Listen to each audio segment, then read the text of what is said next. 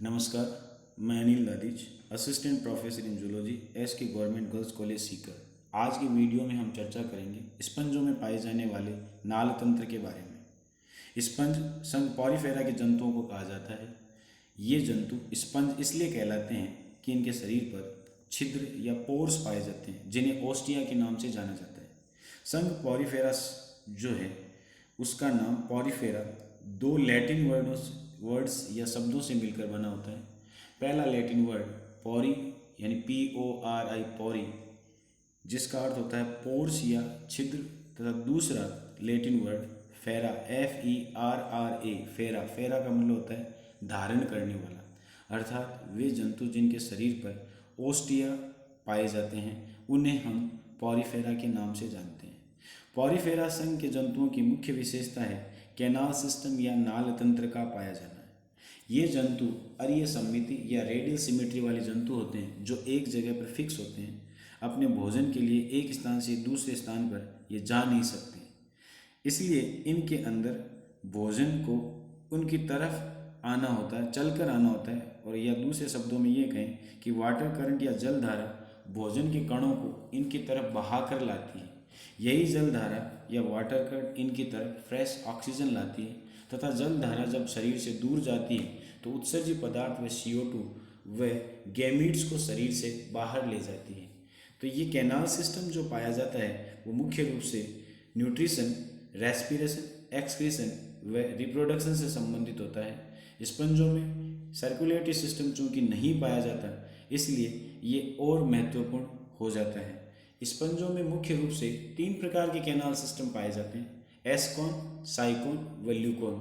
सबसे पहले यदि हम एस्कॉन टाइप के कैनाल सिस्टम की यदि बात करें तो ये सबसे सरलतम प्रकार का कैनाल सिस्टम माना जाता है, जो ल्यूकोसोलिनिया नामक स्पंज के अंदर या जंतु के अंदर पाया जाता है। इस कैनाल सिस्टम में 3 संरचनाएं महत्वपूर्ण हैं। पहली संरचना ओस्टिया, जो कि बाहर से स्पंज गुहा की तरफ खुलने वाले या स्पंज गुहा में खुलने वाले छिद्र होते हैं। आप देख रहे हैं कि ये छिद्र या ओस्टिया जहाँ जहाँ मैं एरो बना रहा हूँ वहाँ वहाँ ये छिद्र पाए जा रहे हैं, और ये छिद्र या पोर्स है वो अंदर की तरफ खुल रहे हैं स्पंज गुहा के अंदर। तो यहाँ से बाहर से पानी अंदर प्रवेश करेगा, वो ओस्टिया के थ्रू स्पंज गुहा में प्रवेश करेगा। ये पानी अपने साथ ऑक्सीजन व फूड पार्टिकल्स लेकर अंदर जाता है। अंदर जो कैनाल पाई जाती है जिसे स्पंज गुहा कह रहे हैं, वो स्पंज गुहा एक तरह से हम ये कह रहे हैं कि विशेष प्रकार की सेल्स, जिन्हें हम कॉइनोसाइट्स कहते हैं, उन सेल्स का बनी हुई एक लाइनिंग या अस्तर होती है, और उस अस्तर को अपन कॉइनोड्रम के नाम से जानते हैं। तो ये स्पंज गुहा की पूरी लाइनिंग है वो कॉइनोड्रम से निर्मित है। इन कॉइनोडर्म की सेल्स या कॉइनोसाइट्स के अंदर फ्लैजिला या कसाब पाए जा रहे हैं, जिनको आप देख रहे हैं कि ये येलो कलर की सेल्स है, इनके ऊपर ये फ्लैजिला या कसाब पाए जा रहे हैं।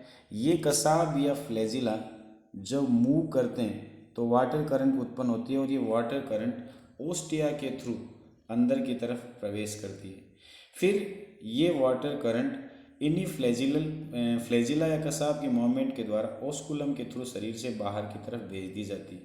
इस पूरी प्रक्रिया के दौरान वाटर करंट में से ऑक्सीजन ले ली जाती है, उसमें CO2 छोड़ दी जाती है, उसमें से फूड पार्टिकल्स ले लिए जाते हैं। इन फूड पार्टिकल्स को ट्रैप कर लिया जाता है कॉइनोसाइट्स के द्वारा, और कॉइनोसाइट्स में इसके लिए हम ये कहते हैं कि स्यूडोपोडिया लाइक स्ट्रक्चर पाई जाती है, जो अमीबी है।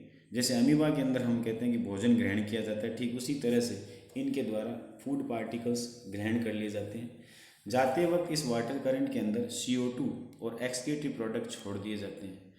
तो नीचे के डायग्राम में, नीचे के चार्ट में आप देख रहे हैं कि इनकरेंट कैनाल में से होकर के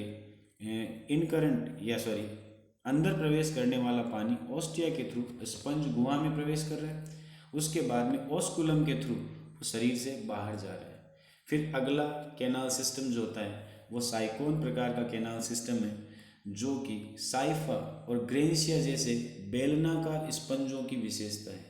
ये एक प्रकार से जो एस्कॉन प्रकार है उसी का एडवांस रूप है, जिसमें हम ये कह सकते हैं कि एस्कॉन जो प्रकार का नाल तंत्र है उसमें जो बॉडी वॉल है वो बॉडी वॉल आप कह सकते हैं कि वो फोल्डेड हो जाती है, और इसके फोल्डेड होने से या वलित होने से दो प्रकार की नलियां बनती है। एक तो जैसे अपन कह रहे हैं कि ये नली जिसे इनकरेंट कैनाल कहेंगे, और एक अंदर की तरफ ये नली जिसे अपन रेडियल कैनाल कहेंगे, फिर इनकरेंट कैनाल, फिर रेडियल कैनाल। तो इस तरह से हम कहते हैं कि ये रेडियल कैनाल और इनकरेंट कैनाल एक दूसरे के अल्टरनेट होती हैं।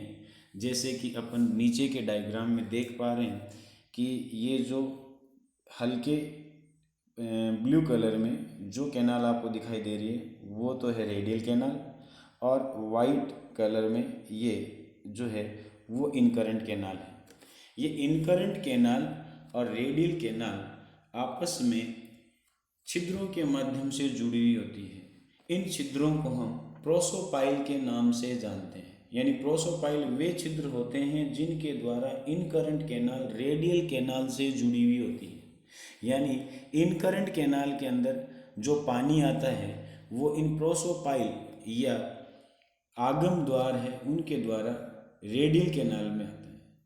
फिर उसके बाद में ये रेडियल कैनाल कुछ पोर या छिद्रों के द्वारा अंदर की तरफ खुलती है, जिन्हें हम एपोपाइल्स कहते हैं। अंदर की तरफ यानी स्पंज गुहा में इन एपोपाइल्स के द्वारा ये रेडियल कैनाल है वो अंदर खुलती है। इनके अंदर जो पानी होता है रेडियल कैनाल के अंदर, जो कि इन्होंने इनकरेंट कैनाल से प्राप्त किया है, वो पानी फिर स्पंज गुहा में भेज दिया जाता है। यहाँ इनकरेंट कैनाल में पानी जो आता है वो ओस्टिया के थ्रू आता है। मैं दोबारा बता रहा हूँ कि ओस्टिया के थ्रू वाटर करंट आती है वो इनकरेंट कैनाल में आती है। इनकरेंट कैनाल में आने वाली वाटर करंट है वो प्रोसोपाइल के थ्रू रेडियल कैनाल में आती है। रेडियल कैनाल से एपोपाइल के थ्रू ये वाटर करंट स्पंज सील या स्पंज गुहा में आती है। फिर ये स्पंज गुहा से ऑस्क्यूलम के थ्रू शरीर से बाहर निकाल दी जाती है। तो यहाँ दो अतिरिक्त संरचनाएं रेडियल कैनाल और इनकरेंट कैनाल बनती हैं, जो कि एस्कॉन प्रकार में नहीं पाई जाती। और मैं ये सीधा बता दूं आपको कि ये एस्कॉन टाइप है उसकी बॉडी वॉल के फोल्डेड या वलित होने से होता है। यानी कोई बॉडी वॉल या जो देह भित्ति है वो वलित होकर के दो प्रकार के कैनाल बना लेती हैं। इसके अलावा दो प्रकार के पोर्स अतिरिक्त बनते हैं। प्रोसोपाइल जो इनकरेंट कैनाल और रेडियल कैनाल के बीच में होते हैं, इसी तरह एपोपाइल जो रेडियल कैनाल और स्पंज सील है उसके बीच में होते हैं। तो ये कैनाल सिस्टम जो होता है वो एस्कॉन की तुलना में थोड़ा सा जटिल प्रकार का कैनाल सिस्टम है। आज के वीडियो में हम केवल इन दो प्रकार के कैनाल सिस्टम उनके बारे में बात करेंगे। अगले वीडियो में जो पार्ट 2 होगा उसके अंदर अपन थोड़ा जटिल प्रकार का नाल तंत्र या कैनाल सिस्टम जिसे अपन ल्यूकॉन टाइप कैनाल सिस्टम कहते हैं उसके बारे में बात करेंगे। ल्यूकॉन टाइप के कैनाल सिस्टम के सब टाइप्स पाए जाते हैं, इसलिए इस सिंगल वीडियो में उसके बारे में बात करना इस वीडियो को बढ़ाना होगा, और इसलिए अपन अगले वीडियो में उसके बारे में चर्चा करेंगे। आज के लिए इस वीडियो में इतना ही।